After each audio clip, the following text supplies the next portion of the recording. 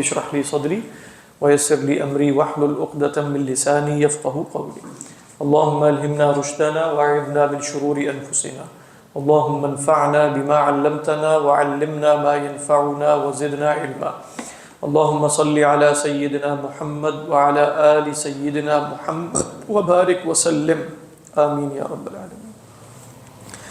حضرات، ہم امام غزالی علیہ الرحمہ کے وظیفہ خامسہ پر ہیں۔ وظیفہ خامسہ سے مراد یہ ہے کہ جب آیات صفات آ جائیں تو پھر عوام الناس پر، ہر آدمی پر کچھ فرائض عائد ہوتے ہیں، تو وہ فرائض ہم ایک ایک کر کے دیکھ چکے ہیں۔ تو اس میں پہلا فرض کیا تھا؟ تقدیس، کسی کو یاد ہو۔ ثم تصدیق، پھر تصدیق ہے۔ پھر یہ کہ اپنے عجز کا، اس بات کا کہ میری کم مائگی ہے، میں ان حقائق تک نہیں پہنچ سکتا جو الہیات سے تعلق رکھتے ہیں، اس کا اعتراف کرے، پھر خاموش ہو جائے۔ پھر پانچواں وظیفہ یہ تھا امساک، اپنے آپ کو روکے۔ اچھا، یہ جو وظیفہ، اس کے اندر مزید 5 یا 6 وظائف تھے۔ اپنے آپ کو روکنے کا کیا مفہوم ہے؟ پہلا انہوں نے بتایا کہ اپنے آپ کو روکے تفسیر سے، ایک لفظ کو دوسرے مترادف یا کسی اور زبان سے نہ بدلے، یہ بھی ہم تفصیل سے دیکھ چکے ہیں۔ اس کے بعد انہوں نے کہا تھا کہ بھئی تعویل سے اپنے آپ کو روکے، بات یاد ہے؟ تعویل سے جب انہوں نے روکنے کا کہا تو پھر انہوں نے تعویل میں تقسیم کر دی۔ انہوں نے کہا کہ اگر عامی تعویل شروع کر دیں یہ تو حرام، کیونکہ ظاہری بات ہے اس کے پاس وہ علوم نہیں ہے، وہ فنون نہیں ہے، وہ معارف نہیں ہے کہ جس پر تعویل کی بنیاد رکھی جائے گی۔ اس کے بعد تھا کہ عالم یا عارف عامی کے سامنے وہ تعویلات بیان کرے۔ اس میں بھی انہوں کا کیا حکم تھا؟ اس میں بھی حکم یہ تھا کہ یہ بھی جائز نہیں ہے۔ کیوں یہ جائز نہیں ہے؟ انہوں نے مثال کیا دی تھی جو کل عثمان صاحب دے بھی رہے تھے کہ بھئی آپ کسی ایسے شخص کو کہ جو تیراکی نہیں جانتا اس کو لے جا کر سمندر میں چھوڑ دیں تو ہلاک ہی ہو جائے گا۔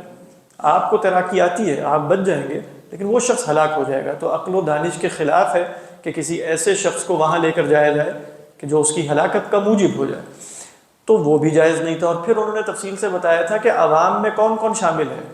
انہوں نے کہا ادیب بھی ہے، نحوی بھی ہے، مفسر بھی ہے، متکلم بھی ہے، فقیہ بھی ہے، ہر وہ شخص کہ جس نے، اور پھر صفات بیان کی کہ عارف ہوتا کون ہے، وہ بہت اہم تھی کہ عارف جس میں یہ صفات پائی جائیں، جس نے اپنی عمر کو علم کے لیے، معرفت کے لیے خالص کیا ہو، اللہ کے لیے مخلص ہو، دنیا اور شہوات اور مال و جاہ سے کامل اعراض کرنے والا ہو، وغیرہ وغیرہ، یہ وہ شخص ہے کہ جو عارف اور عالم شمار ہو۔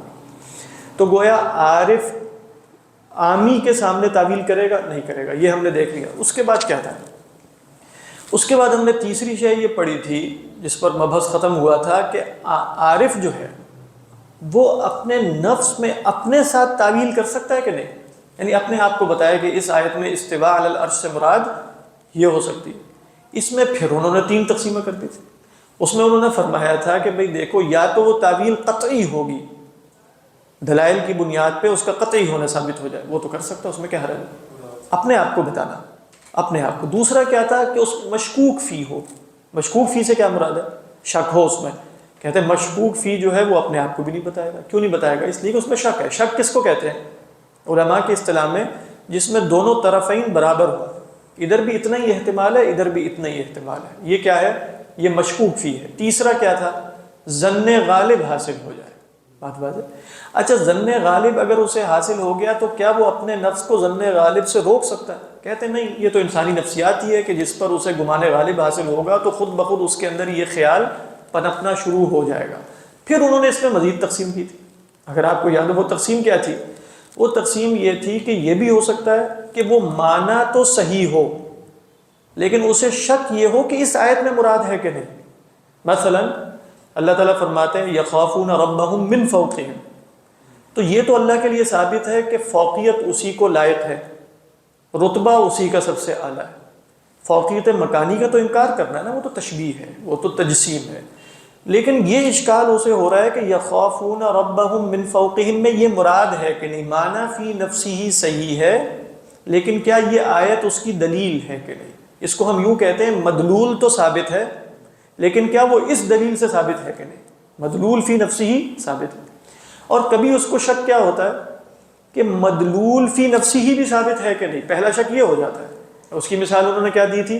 استواء علی العرش، تو کہتے ہیں کہ بھئی جس طرح انسان کے ہاں کیا ہوتا ہے کہ نفس ناطقہ نے، دل نے جو بھی کام کرنا ہو پہلے اس کی صورت کہاں واقع ہوتی ہے؟ دماغ میں. تو کیا ایسا ہے کہ اللہ تعالیٰ جو بھی تدبیر کرتا ہے پہلے اس کی کوئی صورت عرش میں واقع ہوتی ہو اور پھر عرش کے واسطے سے پورے عالم کی تدبیر کی جاتی ہو؟ اب وہ کہہ رہے ہیں کہ دیکھو یہ ابھی اس میں بھی احتمال ہے کہ اللہ کے لیے یہ ثابت کرنا درست ہے کہ نہیں، اور اگر بالفرض ثابت کر دیا اللہ کے لیے درست ہے کہ درست ہے، پھر بھی یہ احتمال رہے گا کہ اس آیت میں مراد ہے کہ نہیں. تو یہاں دو احتمالات ہو گئے. پیچھے کیا تھا؟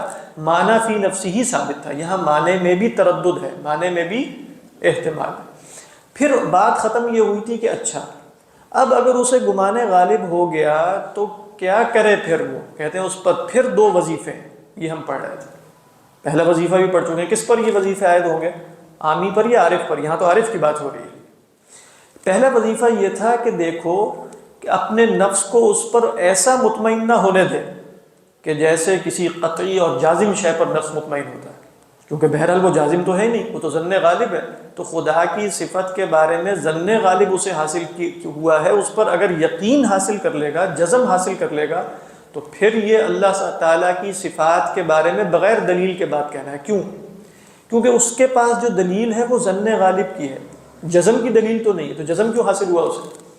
تو پہلی بات کیا ہے؟ جو شے ظنی ہے اس عارف نے اسے ظن کے درجے میں رکھنا ہے، اسے قطع کے درجے پر نہیں پہنچانا. اور یہ بہت اہم بات تھی، اور مطلب آپ اس کا انطباق سے مراد یہ کہ معاشرے میں دیکھ سکتے ہیں کہ کتنے گروہ ایسے ہیں جنہوں نے ضمنی مسائل کو قطعی بنایا ہوا ہے اور اس کی بنیاد پر تفریق ہے، اور وہ اپنے خیال میں یہی سمجھتے ہیں کہ بھئی یہ شے جو ہمیں اس آیت سے حاصل ہو گئی ہے یہ فی نفسی ہی قطعی مفہوم ہے.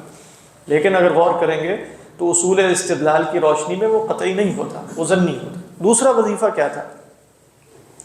دوسرا وظیفہ یہ تھا کہ اگر اس نے اس کا ذکر کرنا بھی ہے نا کہ بھئی استوا سے یہ مراد ہے، تو کیا ذکر کرے گا؟ یہ کہہ کر کہ استوا سے مراد یہ ہے، یا یہ کہے گا کہ انا اظن انہ کذا، کہ بھئی میرا گمان ہے شاید ایسا ہو. اگر وہ یہ بات کرے گا تو وہ سچا ہوگا کہ نہیں؟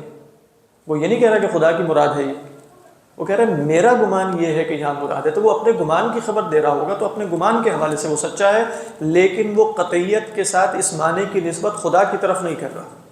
تو یہ دو وظیفے ہیں. پہلا وظیفہ کیا ہے؟ خود بھی یقین قطعی اسے حاصل نہ ہو، جزم حاصل نہ ہو. اور دوسرا یہ کہ جب بیان کرے تو ایسے الفاظ کے ساتھ بیان کرے کہ جس میں اس کی نسبت اپنی طرف ہو، نہ کہ خدا کی طرف ہو. لہذا کیا کہے؟ انا اظن کذا، یہ بیان کرتے وقت ہے. بات سمجھ میں؟ یہاں تک ہم نے پڑھا تھا، ایسا ہی ہے نا؟ تو کہاں سے عبارت پڑھنی تھی؟ فَإِن قِيلَ، ٹھیک ہے، فَإِن قِيلَ وَهَلْ يَجُوزُ. تو یہاں یہ جو ابھی تک میں نے آپ کو بتایا یہ پچھلی نشست کا خلاصہ تھا، تاکہ سیاق معلوم ہو جائے کہ ہم کیا کر رہے ہیں اس وقت. بات بات ہے. تو آپ فرماتے ہیں فَإِن قِيلَ وَهَلْ يَجُوزُ ذِكْرُ هَذَا الظَّنِّ مَعَ كَافَّةِ الْخَلْقِ وَالتَّحَدُّثِ بِهِ كَمَا اشْتَمَلَ عَلَيْهِ ضَمِيرُهُ وَكَذَلِكَ لَوْ كَانَ قَاطِعًا فَهَلْ لَهُ أَن يَتَحَدَّثَ بِهِ. ٹھیک ہے. تو کہتے ہیں کہ اگر یہ کہا جائے کہ یہ جو ظن اس کے ذہن میں آ گیا ہے، کیا اس کا ذکر باقی مخلوق سے کر سکتا ہے؟ یہ تو اپنے سے ابھی بات ہو رہی تھی، باقی سے ذکر کرے. اور اگر اسے بالفرض ظن حاصل نہ ہو، پہلا درجہ کیا تھا؟ قطعی طور پہ تعویل معلوم ہو جائے، تو پھر بھی اس کے لیے جائز ہے. یعنی ظن اور قطع دونوں صورتوں میں کیا اس کے لیے جائز ہے کہ باقی لوگوں کو بھی یہ بتا دے. اب دیکھیں امام صاحب پھر تقسیم شروع کر دیں. یعنی امام صاحب کے ہاں اجمالی حکم نہیں ہوتا کبھی بھی. آپ یوں کہیں ہاں جائز ہے، آپ کہیں نہیں جائز. وہ کہیں گے دیکھو لوگ چار قسم کے ہیں. لوگ کتنے قسم کے؟ چار قسم کے. بالفرض ان کے ساتھ جائز ہے، ان کے ساتھ جائز نہیں ہے، ان کے بارے میں اجتہاد ہو سکتا ہے. تو وہاں کیونکہ اس طرح کے مسائل میں اجمالیات جو ہوتی ہیں وہ ہمیشہ التباس پیدا کرتی ہیں. یعنی آپ کیا حکم ہے؟ ہاں میرے خیال میں یہ جائز ہے، ہاں میرے خیال میں یہ جائز نہیں ہے. آپ نے عرض واقع میں یعنی جو فی نفسی خارج میں آپ نے یہ نہیں دیکھا کہ لوگ ایک جیسے نہیں ہوتے.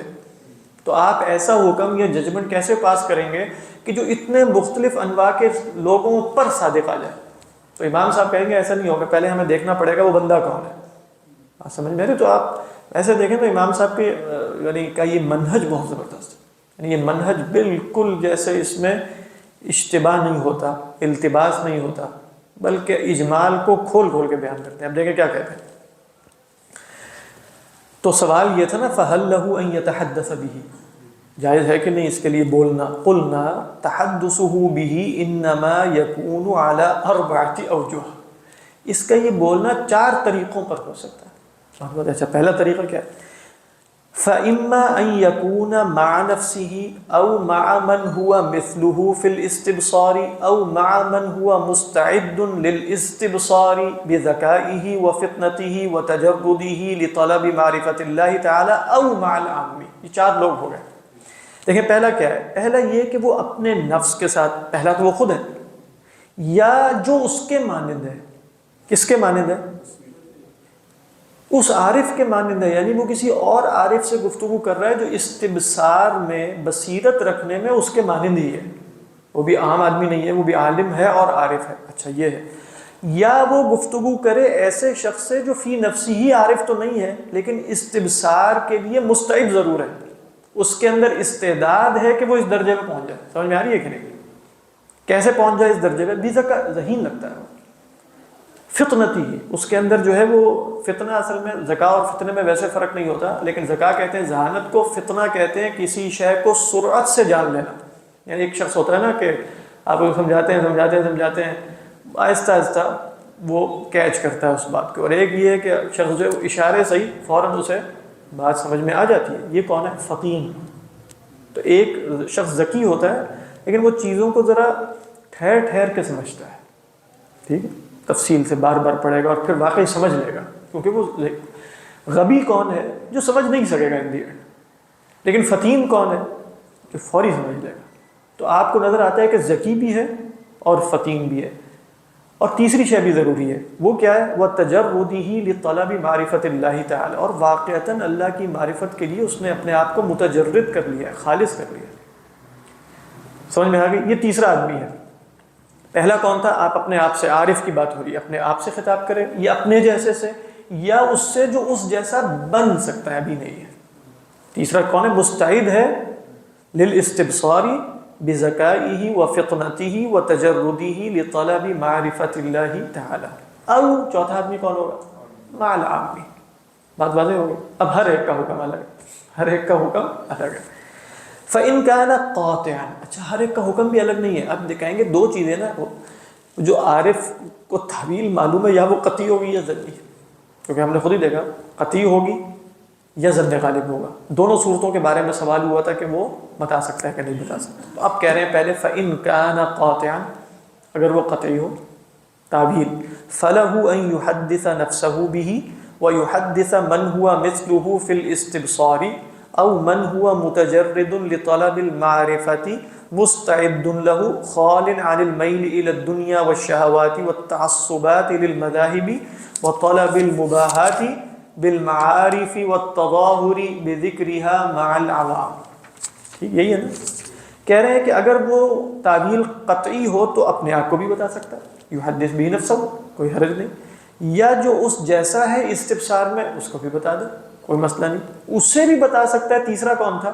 جو متجرد ہے معرفت کے حصول کے لیے، تیار ہے اس کے لیے، اس کا دل دنیا کی طرف میلان اور شہوات سے خالی ہے، اور تعصبات اپنے اپنے مذاہب، اپنے اپنے مسالک اور مذاہب کے لیے جو تعصبات ہوتے ہیں نا، کبھی میں چونکہ اشعری ہوں تو میں نے ماتریدیہ کی بات سننی کوئی نہیں، اور میں اگر فلاں ہوں، یعنی آپ ہندوستان کے تناظر میں دیکھیں تو بھئی میں فلاں ہوں تو میں فلاں کی بات سن ہی نہیں سکتا، وہ غلط ہے لازماً۔ ایسے تعصبات طالب علم میں ہوں گے تو وہ معرفت کے لیے تھوڑی متجرد ہے، وہ تو اس بات کے لیے متجرد ہے کہ ایسی معرفت حاصل کروں کہ جس سے میں اپنے سے، اپنا پہلے سے پری کنسیوڈ مذہب جو ہے اس کو صحیح ثابت کر دوں۔ وہ متجرد تو نہیں ہوگا نا، ایسا ہی ہے۔ تو جو تیسرا شخص ہے جو یہ تمام صفات رکھتا ہو، مذاہب کے لیے، مذاہب کے تعصبات سے خالی ہو، اور اپنے معارف کے ذریعے مباحات نہ چاہتا ہو، دوسروں پر فخر نہ چاہتا ہو، اور وہ ان معارف کو، ان علم کی باتوں کو عوام الناس کے سامنے ذکر نہ کرتا ہوں کہ بھئی میرے پاس تو خاص علوم ہے۔ اگر یہ صفات پائی جاتی ہیں تیسرے آدمی میں، فَمَنِ اتصف بِهَذِهِ الصِّفَاتِ فَلَا بَأْسَ بِالتَّحَدُّثِ مَعَهُ، تو جس میں یہ صفات پائی جائیں تو اس کے ساتھ بات کرنے میں کوئی حرج نہیں۔ اب یہ کیا بات ہوئی؟ دلیل اگر قطعی، تعویل اگر قطعی ہوئی تو اپنے سے بھی بات کر لے، اپنے آپ کو بھی بتائے، اپنے جیسے کو بھی بتائے، اپنے جیسے بننے کی صفات رکھنے والے کو بھی بتا دے. ٹھیک. لأن الفطن، اب یہ آپ کہہ رہے ہیں یہ تیسرے آدمی کو کیوں بتا رہے ہو تم؟ ابھی وہ ہے تو نہیں نا، عارف تو نہیں ہے نا. اس کی وجہ بتاتے ہیں. لأن الفطن، کہہ رہے ہیں جو ذہین ہے نا، تیز دماغ والا ہے. فطن سے مراد کیا ہے؟ تیز دماغ والا. المتعطش الى المعرفتی، اور جو معرفت کا پیاسا ہے. واقعتاً للمعرفتی، معرفت کے لیے چاہتا ہے، اس کا کوئی اور مقصد نہیں ہے. علم برائے علم ہے، معرفت برائے معرفت. لا لغرض آخر، کسی اور غرض کے لیے نہیں. یحیق فی صدرہ اشکال الظواہر، اس کے دل میں ظواہر کے اشکال کھٹک سکتے ہیں نہیں کھٹک سکتے ہیں؟ کیا مطلب؟ بھئی اس کے دل، وہ بھی تو ان آیات کو پڑھے گا نا، اور وہ متعطش ہے معرفت کے لیے، تو جب وہ اس طرح کی آیات پڑھے گا کہ جس میں بظاہر اسے تشبیہ نظر آ رہی ہے، تو اس کے دل میں اشکالات پیدا ہوں گے کہ نہیں ہوں گے؟ کیونکہ وہ ذہین آدمی ہے. تو فرماتے ہیں وَرُبَّمَا يُلْقِيهِ فِي تَأْوِيلَاتٍ فَاسِدَةٍ، ہو سکتا ہے اگر اس کی رہنمائی نہ کی جائے تو یہ اسے تعویلات فاسدہ میں ڈال دے، اپنی طرف سے کچھ تعویلات کرنا شروع کر دے اگر عارف اسے نہیں بتائے گا تو. لِشِدَّةِ شَرَحِهِ عَلَى الْفِرَارِ عَنْ مُقْتَضَى الظَّوَاهِرِ، کیونکہ اس کے اندر شدت طلب ہے کہ ان آیات کے ظواہر سے وہ فرار اختیار کرے. جو مقتضى ظاہر ہے نا، یعنی وہ کہے گا ید اللہ، اسے تو دلیل سے پتا ہے کہ ہاتھ تو جسم ہوتا ہے، تو اس کے اندر ایک بودھ ہے، نفرت ہے ان اللہ کی طرف جسم کی نسبت کرنے سے. تو جیسے وہ آیت پڑھے گا تو وہ تعبیرات شروع کر دے گا نا. اب وہ عارف ہے، وہ عالم ہے نہیں، اس کے اندر صلاحیت ہے لیکن ابھی ہے تو نہیں نا. اگر اس کی رہنمائی نہ کی جائے، اسے نہ بتایا جائے، تو وہ تعویلات فاسدہ میں مبتلا ہو جائے گا. یہ مراد سمجھ میں آ رہی؟ شرح اصل میں کہتے ہیں لالچ، لیکن یہاں مراد کیا ہے؟ طلب. لشدتی شرحہ. اس کے بعد ایک اصول دیتے ہیں بہت خوبصورت ہے. وَمَنْعُ الْعِلْمِ أَهْلَهُ ظُلْمٌ كَبَثِّهِ إِلَى غَيْرِ أَهْلِهِ، کہہ رہے ہیں جو اہل ہے اس سے علم روکنا یہ ظلم ہے، جیسا کہ غیر اہل کے سامنے اس کو نشر کر دینا یہ بھی ظلم ہے. یعنی جس طرح اہل کو نہ دینا ظلم ہے، یا آپ یوں کہیں جس طرح نا اہل کو دے دینا ظلم ہے، اسی طرح اہل کو نہ دینا بھی ظلم ہے. تو لہذا وہ بتا رہے ہیں. اچھا عامی، چوتھا کون تھا؟ عامی. تو فرماتے ہیں وَأَمَّا الْعَامِي فَلَا يَنْبَغِي أَن يُحَدِّثَ بِهِ، تو کہہ رہے ہیں اس کو نہیں بتانا، اس عامی کو بتانے کی کوئی ضرورت نہیں ہے، تعویلات کے چکر میں اسے نہیں ڈالنا. وفی معنی العامی، کہہ رہے ہیں عامی کے معنی میں کون کون شامل ہے؟ کل من لا یتصف بالصفات المذکورہ. یہ جو تیسرے آدمی کی صفات بتائی تھی نا، عارف تو پہنچ چکا ہے، تیسرے آدمی کی جو صفات تھی جس میں بھی نہیں پائی جاتی وہ عامی ہے. کوئی بھی صفت رہ گئی بالفرض وہ ذہین ہو، لیکن آپ دیکھیں کہ ذہین تو ہے لیکن مخلص بھی ہے، فساد جیسے ایول جینیس بننے کی پوری صلاحیت رکھتا ہے، اس کو بھی ایسے علوم دینے کی ضرورت نہیں ہے. تو کیا فرماتے ہیں؟ وَأَمَّا الْعَامِي فَلَا يَنْبَغِي أَن يُحَدِّثَ بِهِ وَفِي أَوْ يُحَدَّثَ بِهِ. آپ کہیں يُحَدَّثَ؟ ہاں ٹھیک. وَفِي مَعْنَى الْعَامِي كُلُّ مَنْ لَا يَتَّصِفُ بِالصِّفَاتِ الْمَذْكُورَةِ، کہہ رہے ہیں عامی کے معنی میں ہر وہ شخص شامل ہے جس میں یہ صفات مذکورہ نہیں ہیں. بل مثالہ ما ذکرناہ من اطعام الرضیع الاطعمۃ القویۃ التي لا یطیقها، بلکہ اس کی مثال تو ایسے ہی ہوگی کہ دودھ پیتے بچے کو ہم ایسی قوی جو غذائیں ہیں وہ کھلا دیں جس کی وہ طاقت ہی نہیں رکھتا. یہ نہیں کہ وہ غذائیں نافع نہیں ہیں، نہیں، اس میں قابلیت نہیں ہے. شکریہ. اب یہ کیا تھی ہو گئی؟ یہ دیکھیں یہ کس کی تقسیم تھی؟ ہے تعویل اگر قطعی ہو تو اپنے آپ کو، اپنے جیسے عارف کو، صحیح مخلص طالب علم کو، عامی کو، یہ تقسیم ہو گئی. اب سوال یہ پیدا ہوتا ہے مضمون ہے، کیونکہ پہلے تو ہم دیکھ چکے نا. تو اگر مضمون ہے، گمان غالب ہے، اب کیا کرنا ہے؟ اب کس کس کو بتانا ہے؟ اب تفصیل آ رہی. دیکھیں ایک اور بات ذہن میں رکھیے، بعض علماء یہ کہتے ہیں کہ امام غزالی علیہ الرحمہ جو یہ تقسیمات کر رہے ہیں یہ ہر زمانے کے لیے ویلڈ ہونا ضروری نہیں ہے. اس کی وجہ کیا ہے؟ دیکھیں وہ ایک خاص ماحول میں رہتے ہیں، ایک خاص سماج میں رہ رہے ہیں، وہاں عوام الناس اور علماء میں ایک خاص طبقہ اور درجہ بندی ہے. ایسے ہی ہے نا، اگر فی نفسی ہی زمانہ بدل جائے اور اس زمانے کا جو عارف ہے وہ اس زمانے میں نئی درجہ بندی دیکھے تو اس کے اعتبار سے وہ نئے احکام مستنبط کر سکتا ہے۔ یہ بات سمجھ میں آ رہی ہے؟ یہ نہ آپ کہیں کہ بھائی امام غزالی نے جو بتایا تو یہی 4 آدمی رہیں گے ہمیشہ، 6 بھی ہو سکتے ہیں، 8 بھی ہو سکتے ہیں، کیونکہ وہ اپنے سماج کے اعتبار سے گفتگو کر رہے ہیں۔ ہمارا سماج بدل گیا تو ہو سکتا ہے یہاں بتایا جائے کہ بھئی عارف کا تو وجود ہی کوئی نہیں ہے، ہو سکتا ہے ایسے طالب علم کی صفات اگر آپ نے بیان جو کی ہیں، پھر تو طالب علم دنیا میں کوئی ہے ہی نہیں، تو پھر تو علم کا پھیلانا ہی رک جائے گا۔ خود ہی سوچیے یہ جو صفات بیان کر رہے ہیں امام صاحب طالب علم کی، تو یہ صفات کسی آدمی میں پائی جائیں تو وہ شاید عارف بن جائے اس زمانے میں بات واضح ہے کہ جو وہ طالب علم کی صفات بیان کر رہے ہیں۔ تو بس یہ ذہن میں رکھیے کہ اصل چیز جو ہمیں یہاں سے حاصل ہو رہی ہے نا، کہ ایک ہوتی ہے کہ آپ عمومی جنرل قسم کی جنرلائزیشن جو ہے نا وہ نہیں ہے، ہر زمانے میں اس زمانے کی معرفت ہو اس شخص کو، اور پھر وہ ان احکام کی تنزیل اس واقعے پر کرے جو اس کے سامنے موجود ہے۔ تنزیل سے مراد ہے تطبیق۔ اب کہتے ہیں وہ اما المظنون، تو جہاں تک تعویل مظنون ہے، فتحدثه ہے آپ کے ہاں؟ ہاں تو یہاں غلط لکھا ہے فیتحدثه مع نفسه اضطرار، بلکہ میرے ہاتھ جو ہے وہ زیادہ صحیح ہے فتحدثه مع نفسه اضطرار، نفسه مع نفسه اس کے بعد اضطرار نہیں، ہاں ٹھیک ایک ہی بات ہے، میرے ہاں مصدر ہے، کہہ رہے ہیں فتحدثه مع نفسه اضطرار، اپنے نفس کے ساتھ اس کا گفتگو کرنا یہ تو اضطرار ہے، ضروری ہے، یعنی آپ اسے روک سکتے ہیں، اسے بہت اہم بات ہے، یعنی کیا اسے ایسی شے کا مکلف کر سکتے ہیں اس پر وہ قادر نہیں؟ آپ کہیں کہ یہ تمہارے ذہن میں جو گمانے غالب آ رہا ہے، خبردار جو آئے تمہارے ذہن میں، کیسے نہ ہے وہ آ رہا ہے، تو وہ اپنے آپ سے تو کلام کرے گا۔ فإنما ينطوي عليه الذهن من ظن وشك وقطع لا زالت النفس تتحدث به ولا قدرة له ہے آپ کے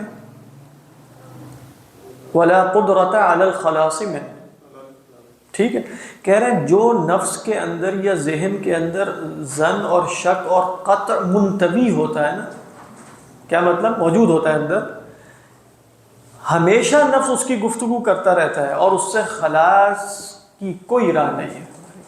سمجھ میں آ رہی؟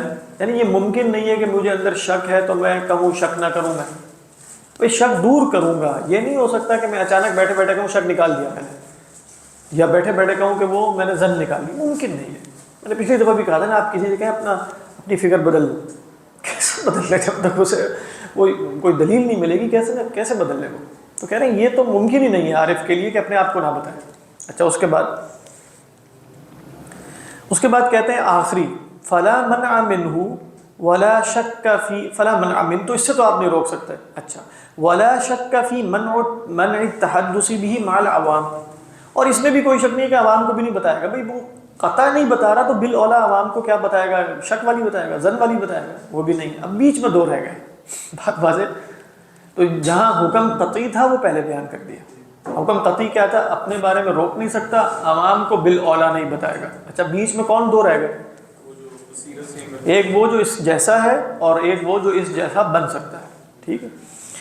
اس کے بعد کہتے ہیں کہ ولا شک فی منع التحدث به مع العوام بل هو اولا بالمنع من المقطوع، کیونکہ یہ تو مقطوع تعویل سے زیادہ اولا ہے کہ اس سے روکا جائے۔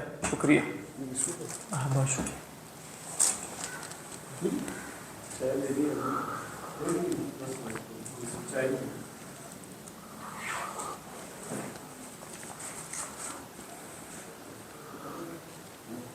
اچھا جی آگے دیکھیے، اما تحدثه مع من هو في مثل درجته في المعرفة او مع المستعد له ففيه نظر، کہہ رہے ہیں جہاں تک یہ 2 حضرات ہیں نا کہ جو اس جیسا ہے یا اس جیسا بننے کی استعداد رکھتا ہے، ان کو بتانے میں نظر ہے۔ اس کا کیا مطلب ہوتا ہے ففيه نظر؟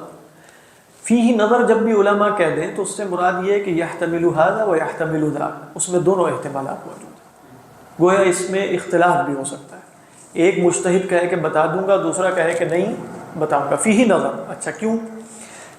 فیحتمل ان یقال هو جائز، یہ بھی محتمل ہے کہ وہ کہے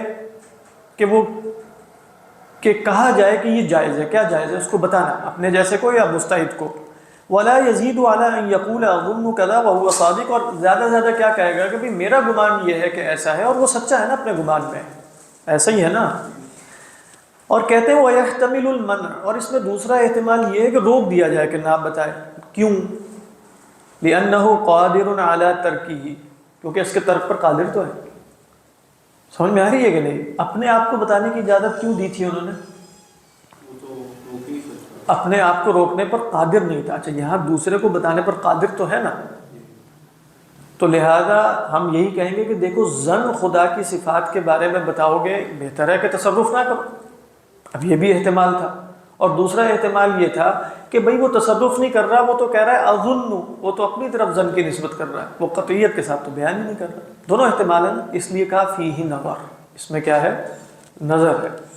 تو کہتے ہیں وَيَحْتَمِلُ الْمَنْعُ لِأَنَّهُ قَادِرٌ عَلَى تَرْكِهِ، کیونکہ وہ اس کے ترک پر قادر ہے، وَهُوَ بِذِكْرِهِ مُتَصَرِّفٌ بِالظَّنِّ فِي صِفَةِ اللَّهِ تَعَالَى أَوْ فِي مُرَادِهِ مِنْ كَلَامِهِ وَفِيهِ خَطَرٌ، کہہ رہے ہیں یہ ذکر کر کے وہ اللہ کی صفات میں تصرف ظن کے ساتھ کر رہا ہے، اور اللہ کی اپنے کلام میں مراد میں تصرف ظن کے ساتھ کر رہا ہے، ایسا ہی ہے نا؟ اس میں تو بڑا خطر۔ بھائی اگر اللہ کی مراد قطعیت کے ساتھ نہیں معلوم تو چپ رہو، بہتر یہی نہیں ہے؟ اللہ کی صفات کی یہاں حقیقت قطعیت کے ساتھ معلوم نہیں ہے تو چپ رہو، بہتر یہی نہیں ہے؟ تو لہذا وہ تصرف کیسے کر رہا ہے؟ تصرف یقین کی بنیاد پہ کر رہا ہے یا ظن کی بنیاد پہ؟ ظن کی بنیاد پہ، تو اس میں تو خطرہ ہے۔ تو لہذا اس احتمال کو پیش نظر رکھیں تو لگتا ہے روک دینا چاہیے، اور دوسرے احتمال کو پیش نظر رکھیں۔ دوسرا احتمال کیا ہے؟ کہ بھئی وہ اپنا ظن بتا رہا ہے، وہ مراد تھوڑی بتا رہا ہے، تو ہم کہتے ہیں جائز ہے۔ دونوں احتمال ہو گئے۔ تو فرماتے ہیں کہ وَإِبَاحَتُهُ، اور اس کی اباحت کیسے معلوم ہوگی کہ اچھا یہ تصرف فی الظن جائز ہے؟ بالظن تُعْرَفُ بِنَصٍ أَوْ إِجْمَاعٍ أَوْ قِيَاسٍ عَلَى مَنْصُوصٍ وَلَمْ يَرِدْ شَيْءٌ مِّن ذَلِكَ بَلْ وَرَدَ قَوْلُهُ تَعَالَى وَلَا تَقْفُ مَا لَيْسَ لَكَ بِهِ عِلْمٌ۔ کہہ رہے ہیں کہ دیکھو اس کی اباحت کہ دوسروں کو بتایا جائے، یہ یا تو نص سے معلوم ہوگی، یا اجماع سے معلوم ہوگی، یا کسی منصوص پر قیاس کر کے معلوم ہوگی۔ یہی طریقہ ہے نا، قرآن سنت اجماع قیاس، نص میں قرآن سنت دونوں شامل ہیں۔ اور ایسی کوئی شے وارد نہیں ہوئی کہ جس میں اجازت ہو کہ بتا دیا جائے، بلکہ وارد تو یہ ہوا ہے کہ وَلَا تَقْفُ مَا لَيْسَ لَكَ بِهِ عِلْمٌ، جس کے متعلق علم، ظن کی بات نہیں ہو رہی، علم نہیں ہے اس کے پیچھے نہ چلو۔ تو اس سے تو ایسا لگتا ہے کہ روک دینا چاہیے۔ سمجھ میں آ رہی ہے کہ نہیں؟ امام صاحب کا اپنا قفا یقفو کا مطلب ہے پیچھے آنا، قفا کس کو کہتے ہیں؟ گردن کے پچھلے حصے کو۔ امام صاحب کا اپنا رجحان یہاں کیا معلوم ہو رہا ہے؟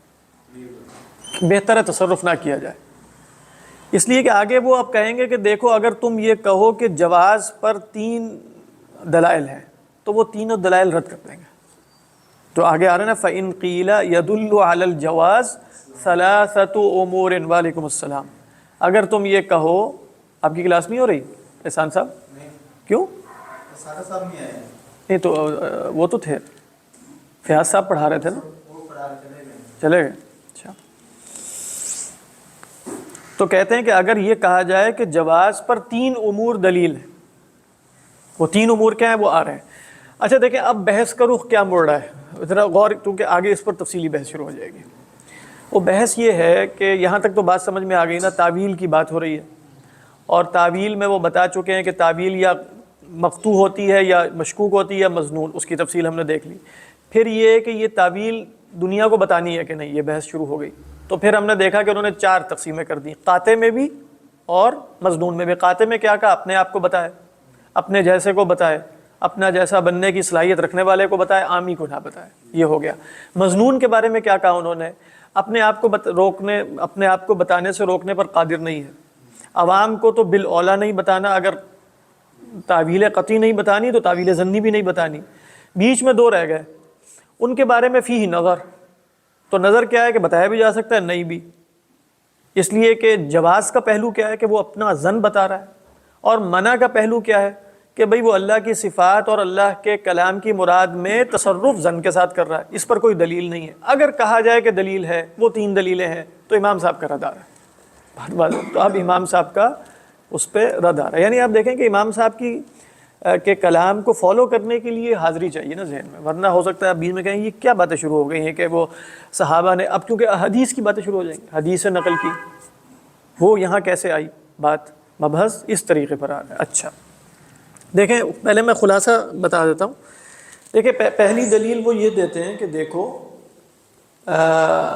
سچ بتانا مباح ہے کہ نہیں، یعنی کوئی سچ بولے تو سچ بولنا حرام ہے. آپ کہہ رہے ہیں نا جواز کی دلیل کیا ہے، تو وہ کہیں گے دیکھو میں کہہ رہا ہوں انا اظن، یعنی یہ تو نہیں کہا خدا کی مراد ہے، میں نے تو کہا میرا گمان یہ ہے، کیونکہ تعویل ضنی کی بات ہو رہی ہے.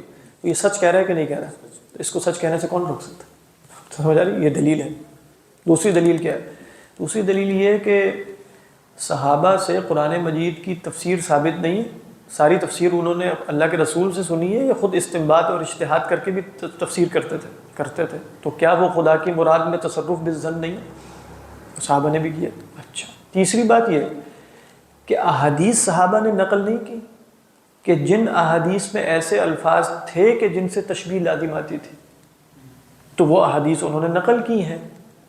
تو ان کی نقل کرنے کا مطلب یہ ہوا کہ ایسے الفاظ نقل کر دینا کہ جس میں ایک سے زیادہ احتمالات ہوں اور تشبیہ بھی لازم آ سکتی ہے، وہ صحابہ نے کی ہیں. تو اگر ہم بھی کر دیں گے، اچھا، اور وہ جو صحابہ سے نقل کر رہے ہیں احادیث، حدثنا فلان حدثنا فلان، وہ حدیث ظنی ہوتی ہے کہ قطعی ہوتی ہے اپنے ثبوت میں؟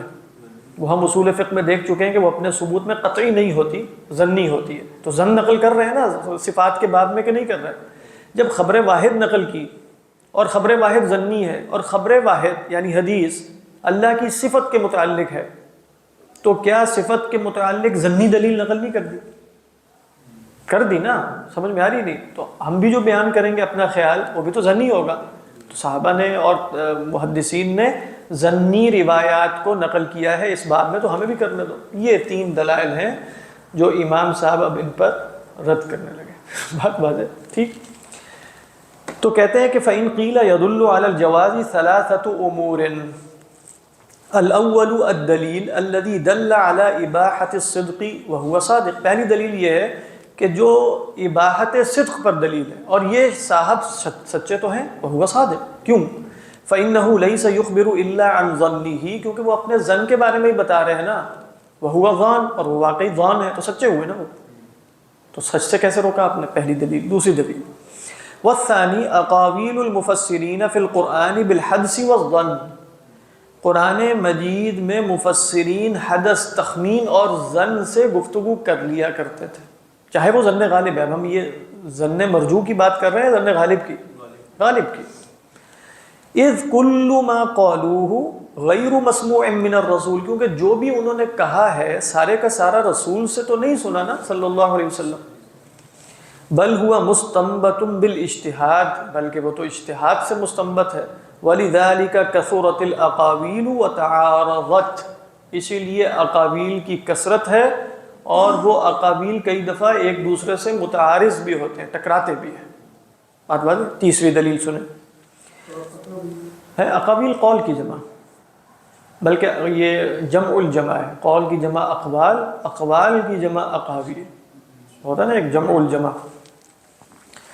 والثالث، تیسری دلیل ہے اجماع التابعین علی نقل الاخبار المتشابہہ.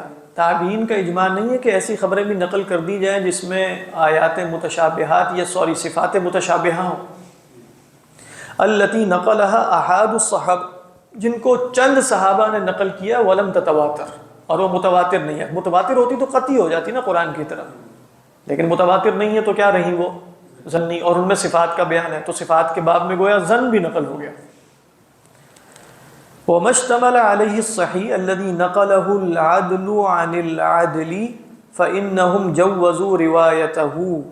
کہہ رہے ہیں کہ جو مشتمل ہے نا صحیح پر، یعنی جو صحیح روایت ہیں جن کو عدل نے عدل سے نقل کیا ہے، یہی ہوتا ہے نا، مطلب عادل سے نقل کرے گا تو روایت صحیح ہے نا. فَإِنَّهُمْ جَوَّزُوا رِوَایَتَهُ، تو انہوں نے ایسے شخص کی روایت کو جائز قرار دیا. وَلَا يَحْصُلُ بِقَوْلِ الْعَدْلِ إِلَّا الظَّنُّ، اور عادل کے قول سے سوائے ظن کے کچھ حاصل نہیں ہوتا، ظن غالب کے. ایسا ہی ہے نا، یعنی آپ کہیں قرآن تو تواتر کے ساتھ ہے، یہ فلاں نے سنا فلاں نے سنا فلاں نے، ایک ایک لوگ ہیں بیچ میں، احتمال تو ہے نا غلطی لگ گئی ہو، بھول گئے ہو، احتمال تو رہے گا نا. تو ظن غالب ہے کہ صحیح کہا، یا یقین ہے کہ صحیح کہا؟ ظن غالب. یہ تین دلائل ہو گئے. بات بات.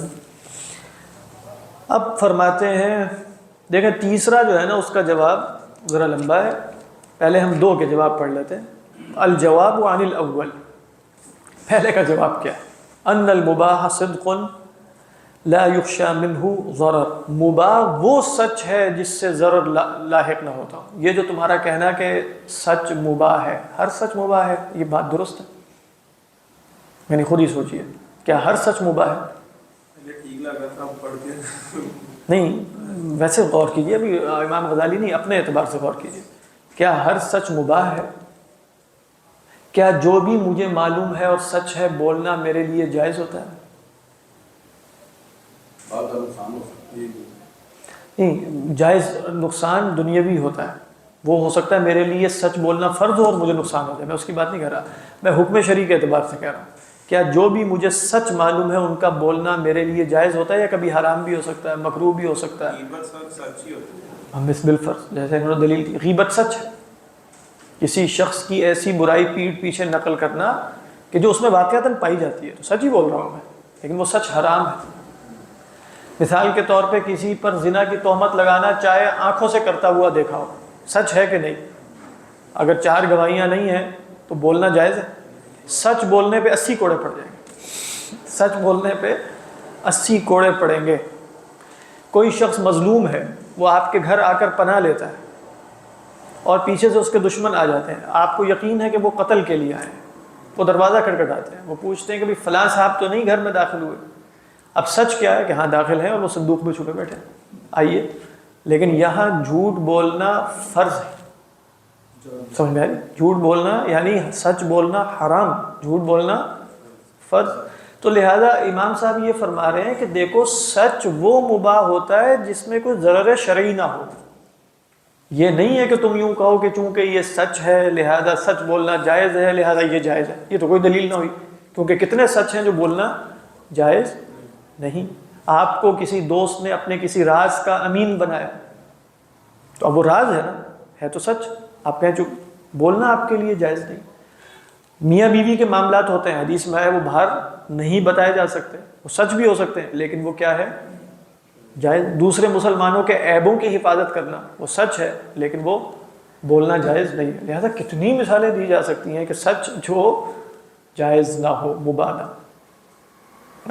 تو بالکل جیسے امام صاحب نے فوراً یہ بات پکڑ لی اور فرمایا کہ ان المباح صدق لا یخشى منہ ضرر، بھئی وہ صدق مباح ہوتا ہے جس میں کوئی ضرر نہ ہو۔ اور ضرر کون سا ہو سکتا ہے؟ دنیاوی بھی ہو سکتا ہے، شرعی بھی ہو سکتا ہے، جو شریعت جس کو ضرر دیکھ رہی ہو سکتا ہے۔ آپ کہیں غیبت میں تو کوئی ضرر نہیں ہے، ضرر ہے کہ نہیں؟ جہنم کی وعید ہے، تو ضرر، تو وہ دنیاوی ہو یا دینی ہو۔ اس لیے آپ دیکھیں کہ بھئی فرمایا کہ میاں 2 بندوں میں اصلاح کے لیے جھوٹ بولا جا سکتا ہے کہ نہیں؟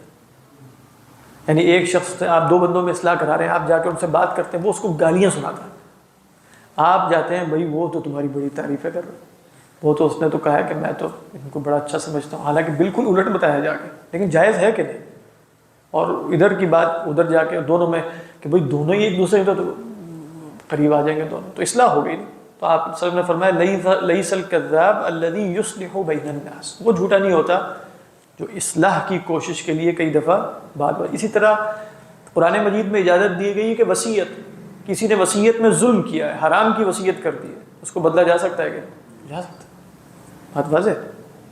تو کہتے ہیں دیکھو اب بات یہ واضح ہو گئی، اس میں ضرر نہیں ہونا چاہیے۔ وَبَثُّ هَذِهِ الظُّنُونِ لَا يَخْلُو عَنْ ضَرَرٍ، اس طرح کے گمانوں کو نشر کر دینا ضرر سے خالی نہیں ہے، جس طرح کہ ہم بات کر رہے ہیں وہ اللہ کی صفات کے بارے میں۔ کیوں؟ آپ کہیں بتاؤ، اچھا آپ نے یہ تو ایک سویپنگ سٹیٹمنٹ دے دی کہ ضرر سے خالی نہیں، کون سا ضرر؟ کیا ضرر؟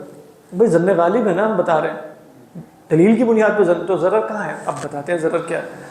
فقد يسمعه من يسكن الیہ ويعتقده جزما، ہو سکتا ہے کوئی شخص سنے اسے، آپ کے گمان کو، آپ کا تو وہ گمان تھا، اس کا دل اس کی طرف مائل ہو جاتا ہے، اسے سکون حاصل ہو جاتا ہے اس رائے پہ، اور وہ جزمن اس کا اعتقاد کر لیتا ہے۔ سمجھ میں آ رہی ہے کہ نہیں؟ کیا کر لیتا ہے؟ جزمن اس کا اعتقاد کر لیتا ہے۔ تو آپ نے تو ظنی بیان کیا تھا، لیکن اس کو خطرہ کیا ہو گیا کہ فَيَحْكُمُ فِي صِفَاتِ اللَّهِ بِغَيْرِ علم، تو وہ اللہ کی صفات کے بارے میں حکم کر دے گا بغیر علم کے۔ خطرہ تو ہے، واقعی یہ بات درست ہے۔ کئی دفعہ آپ یعنی کوئی شخص صاحب علم ہے، وہ بات کر رہا ہے تو اسے معلوم ہے، اور وہ کہہ کر کے اس میں دوسرے احتمالات ہیں، لیکن سامنے والے ایک عامی کے دل میں وہ احتمال ایسا قوی ہو گیا کہ وہ اس پر یقین کا درجہ حاصل کر لیتا ہے۔ ہوتا ہے، ابھی آپ دیکھیں کوئی بھی اکابر ہوتے ہیں نا، ہر شخص کا کوئی بڑا ہوتا ہے، ہو سکتا ہے جو بیان کر رہا ہے وہ زن بیان کر رہا ہو، لیکن ان کے ہاں یقین بن جاتا ہے کیونکہ فلاں نے کہا ہے، ہمارے بڑے نے کہا ہے، فلاں، تم ان کی مخالفت کہا ہوگا، وہ بھی ان کا بھی زن تھا تو ہمارا بھی زن ہے، کیسے ہو سکتا ہے؟ سمجھ، یہ تو روزمرہ کی مثال ہے، تحریکوں میں، جماعتوں میں، مسالک میں ایک اکابر ہوتے ہیں اور لازماً ان کی بات میں غلطی کا احتمال ہی نہیں رہتا، حالانکہ ان اکابر کو پتہ ہے کہ ہماری بات میں غلطی کا احتمال ہے۔ تو جو ان اکابر کی بات کو عقیدہ بنا لے گا، بالفرض عقیدے کی بات کر رہا ہوں، تو وہ تو فیحکم فی صفات اللہ تعالی بغیر علم۔ امام صاحب بالکل صحیح بتا رہے، دیکھو تم اس طرح کی باتیں نشر کرو گے تو ایسا، مطلب آپ ہو سکتا ہے آپ وحدت الوجود کا بیان کریں، آپ کہیں ایسا ایسا، اور آپ کہہ رہے ہو کہ یہ عقیدہ نہیں ہے، یہ ظن ہے، یہ فلاں ہے اور فلاں ہے، لیکن سننے والوں میں ہو سکتا ہے ایسا کو کہیں نہیں، وحدت الوجود ہی اصل ہے بس، اور اس پر ایسا یقین کامل حاصل کر لے، تو پھر وہ کیا کر رہا ہے؟ فَيَحْكُمُ فِي صِفَاتِ اللَّهِ تَعَالَى بِغَيْرِ علم۔ تو بالکل واقعی یہ ضرورت تو موجود ہے، نظر آ رہا ہے، امام صاحب بتا رہے ہیں، تم کیسے کہہ رہے ہو کہ یہ وہ مباح ہے، یہ وہ سچ ہے کہ جس میں کوئی ضرورت نہیں ہے؟ وَهُوَ خطر، اور اس میں تو بڑا خطرہ ہے، وَالنُّفُوسُ نَافِرَةٌ عَنْ إِشْكَالِ الظَّوَاهِرِ، اور واقعی نفوس جو ہیں وہ ظواہر کے اشکال سے، یعنی جس سے تجسیم لازم آتی ہو اس سے تو بھاگتے ہیں، عام نفوس بھی بھاگتے ہیں کہ نہیں؟ فَإِذَا وَجَدَ مُسْتَرْوَحًا مِنَ الْمَعْنَى، تو اگر اسے کوئی ایسا معنی مل گیا جس میں راحت کا سامان ہے اس کے لیے کہ اچھا ظواہر کی وجہ یہ، تو کیا کرے گا؟ وَلَوْ كَانَ مَظْنُونًا، چاہے وہ گمان ہی ہو، سَكَنَ إِلَيْهِ، اس کی طرف مطمئن ہو جائے گا، وَاعْتَقَدَ جَزْمًا، اور اسے جزم کے درجے میں اپنا عقیدہ بنا لے گا۔ وَرُبَّمَا يَكُونُ غَلَطًا، ہو سکتا ہے وہ معنی غلط ہو، جو مظنون غالب ہے، جب وہ ظن غالب ہے تو غلطی کا احتمال ہے کہ نہیں ہے؟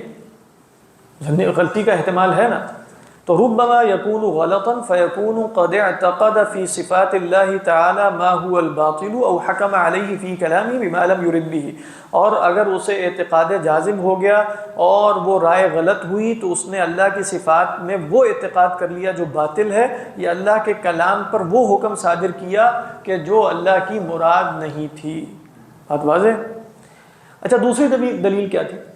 دوسری دلیل ان لوگوں کی تھی کہ مفسرین بھی تو تفسیر کرتے ہیں ظن کے ساتھ، ایسا ہی ہے نا، اب اس کا رد کر رہے ہیں، کیا فرماتے ہیں؟ اما الثانی وهو اقاویل المفسرین بالظن، تو کہتے ہیں کہ جہاں تک اقاویل مفسرین کا تعلق ہے گمان کے ساتھ گفتگو، فلا نسلم ذلك فيما هو من صفات اللہ تعالی كالاستواء والفوق وغیرہ، تو ہم نہیں مانتے کہ وہ اللہ کی صفات کے بارے میں گمان سے گفتگو کرتے تھے، جیسا کہ استوا اور فوق۔ پھر کس میں کرتے تھے؟ احکام فقہیہ میں، یعنی وہ گمان کر رہے ہیں، وہ گمان سے تفسیر کر رہے ہیں ظن غالب سے، اجتہاد اور استنباط سے، صفات میں نہیں، اور جگہ پر بات درست ہے۔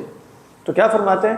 بل لعل ذلك فی الاحکام الفقہیہ، بلکہ شاید وہ تو احکام فقہیہ میں ہے، او فی حکایات احوال الانبیاء والکفار والمواعظ والامثال، یا پھر انبیاء کے احوال کے بیان میں، کفار کے بیان میں، مواعظ میں، امثال میں، اخلاق میں، اور بھی آپ اضافہ کر سکتے ہیں عقائد کے سوا جتنی بھی چیزیں ہیں، وما لا يعظم خطر الخطأ فيه، اور جس میں غلطی ہو بھی جائے تو خطرہ اتنا بڑا نہیں ہے۔ تو لہذا تمہارا یہ کہنا کہ اقوال مفسرین بالمستنبط اور اجتہاد کے ساتھ ہوتے تھے، وہ غیر صفات اللہ میں۔ ہمارا موضوع بحث کیا ہے؟ محل نزاع کیا ہے؟ صفات اللہ۔ تو محل نزاع پہلے طے ہو جائے گا تو یہ مبحث خود بخود خارج ہو جائے گا۔ تیسرا مبحث کیا تھا؟ تیسری دلیل کیا ہے؟ کہ جو ضمنی روایات نقل ہو گئی، اس کا جواب امام صاحب علیہ الرحمہ تفصیل سے دیں گے، جو ہم اگلی نشست میں دیں گے، لیکن یہاں تک آپ کو منظر نامہ جو ہے وہ بیک گراؤنڈ واضح ہونا چاہیے۔